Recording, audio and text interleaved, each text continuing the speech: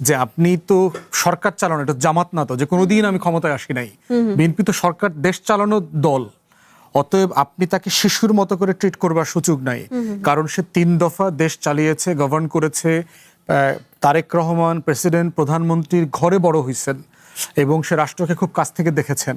অতএব সেই জায়গায় এই প্রত্যাশাগুলো পূরণ না করতে পারাটার জন্য কিন্তু বিএনপি নিজেও বিপদে আছে। এই যে দেখেন IMF এর কাছে গেছে, IMF তো ইনস্টলমেন্ট ছাড় করে নাই। কেন করে নাই? বলেছে, বাংলাদেশ ব্যাংক গভর্নরের কথা বলেছে, তারা বলেছে যে আপনার NBR এর যে আপনার রিফর্ম করার ব্যাপারে যে একমত হয়েছিল আমরা সবাই ওই সময়টাতে, এবং বিএনপি একমত ছিল এটা যে তারা এই যে ট্যাক্স কালেকশন এবং অ্যাডমিনিস্ট্রেশন আলাদা করবে, তারা এটা রেটিফাই করে নাই, ব্যাংক রেজলিউশন অ্যাক্ট। অতএব এই যে তাকে আপনি যে সাহায্য করবেন, এই অর্থটা যে রাইটলি ব্যয় করতে পারবেন, তার সক্ষমতার জায়গাতে আপনি যে কাজগুলো করেছেন সেটা তো কন্ট্রাডিক্ট করছে। অতএব শুধু এটা আমি না 3 মাসের জায়গায়, এটা ওয়ার্ল্ড ব্যাংক IMF-ও তো আপনাকে অ্যাসেস করছে। ব্যারিস্টার আসাদুজ্জামান ফুয়াদ, আপনার কাছে আসছে যে এবি পার্টির চেয়ারম্যান মুজিবুর রহমান মঞ্জু বলেছেন বিএনপি কি আগের মতোই দলীয়করণ, দুর্নীতি বা স্বেচ্ছাচারী কায়দায় সরকার চালাবে, নাকি আদতেই 31 দফার ভিত্তিতে তারা রাষ্ট্র মেরামত করবে? তা গত 2 মাসে জনগণ তা কিছুটা আঁচ করতে পেরেছে, এমনটা তিনি মের প্রথম সপ্তাহে উল্লেখ করেছেন। 2 মাসেই জনগণ বুঝে গেছে বিএনপি নিরঙ্কুশ সংখ্যাগরিষ্ঠতার শাসন কেমন হবে। আপনার দলের চেয়ারম্যানের এই বক্তব্যের বিষয়ে কি বলবেন, আর বিএনপির বিরুদ্ধে অভিযোগের মূল কারণটা জানতে চাই। প্রত্যাশা বিএনপির ব্যাপারে আমাদের মূল কথাবার্তা যেটা আলোচনা চলছে সেটা হচ্ছে যে একটা দল প্রায় 20 বছর ধরে ভিকটিম ছিল, তার উপর দিয়ে হেন কোনো অত্যাচার নির্যাতন নাই যেটা হয় নাই।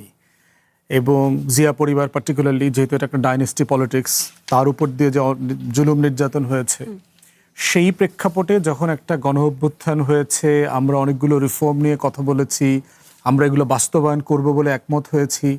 এই রকম মৌলিক অনেকগুলো জায়গায় বিএনপি এমন কিছু আচরণ করেছে যেটা আমাদেরকে ব্যাপকভাবে হতাশ করেছে। তার ভিতরে একটা ধরেন যে গুম প্রতিরোধের যে আইন, আপনার মানবাধিকার কমিশন করা, এখানে রুবেল ভাই আছেন, আমরা লম্বা সময় কমিশনে এইসব বিষয়গুলো নিয়ে কথা বলেছি। তারপরে হচ্ছে রাষ্ট্রের বিভিন্ন প্রতিষ্ঠানকে স্ট্রেনদেন করা, দুদক বলেন, নির্বাচন কমিশন বলেন, পাবলিক সার্ভিস কমিশন বলেন, এরকম যত প্রতিষ্ঠান আছে এগুলোকে স্ট্রেনদেন করা এবং এটার অ্যাপয়েন্টমেন্টগুলোকে পেশাদারিত্বের জায়গায় নিয়ে আসা, সেটার ব্যাপারে আমরা একমত হয়েছি। আমরা একমত হয়েছিলাম যে বিচার বিভাগ আলাদা হবে। সারা বাংলাদেশ চেয়েছে যে আমাদের বিচার বিভাগটা ন্যায্য জায়গাতে ফিরে আসুক, একটা আলাদা সচিবালয় হওয়া, জাজরা অ্যাপয়েন্টেড হবে, আপনার এই বিভিন্ন চেম্বারের কোটায় যেন অ্যাপয়েন্টেড না হয়, তার একটা প্রসেসের মধ্য দিয়ে অ্যাপয়েন্টেড হবেন। সেই বিষয়গুলোতে যারা টাকা পয়সা লুটপাট করেছে ব্যাংকিং ইন্ডাস্ট্রিতে, তারা যেন ফেরত আসতে না পারে। কিন্তু আমরা দেখতে পাচ্ছি এরকম মৌলিক জায়গায় যেগুলোর অনেকগুলোতেই বিএনপির কোনো নোট অফ ডিসেন্ট ছিল না। গুমে, মানবাধিকার কমিশনে বিএনপির কোনো নোট অফ ডিসেন্ট ছিল না। সেই জায়গাগুলো তারা র্যাটিফাই করে নাই। অতএব এই জায়গাগুলো আমাদেরকে হতাশ করেছে। বাংলাদেশ ব্যাংকের গভর্নরকে আপনার ভালো না লাগতে পারে, কিন্তু সারা দুনিয়াতেই ফাইন্যান্সিয়াল ইন্ডাস্ট্রিতে রাজনৈতিক দলগুলো হাত দেয় অত্যন্ত সেন্সিটিভলি। আপনি 2 মাস পরে তাকে সরাইলে কি মহাভারত অশুদ্ধ হয়ে যাইতো? বিএনপির দলটা থাকতো না, 2 মাসে নাই হয়ে যাইতো? 5 দিনের মাথায় মব করে বিএনপি আওয়ামী লীগের অফিসাররা গিয়ে। যেমন একটু ইন্টারাপ্ট করতে চাই, সেটি হচ্ছে যে বিএনপির পক্ষ থেকে কিন্তু বারবার বলা হচ্ছে, যেমনটা প্রধানমন্ত্রী তারেক রহমানও বলেছেন, একটি বাচ্চারও হাঁটতে সময় লাগে, অর্থাৎ 2 মাস সময় আসলে যথেষ্ট সময় না, অর্থাৎ 6 মাস বা 1 বছর পরে আপনি সেই পর্যালোচনা করতে পারবেন। সেই হিসেবে আপনাদের চেয়ারম্যান যেটি বলেছেন যে 2 মাসে জনগণ তা বুঝে গেছে, এটি নিয়ে কি বলবেন, যেহেতু বিএনপির পক্ষ থেকে এমনটা বলা হচ্ছে? এই কনটেক্সটেই বলা হচ্ছে। আচ্ছা,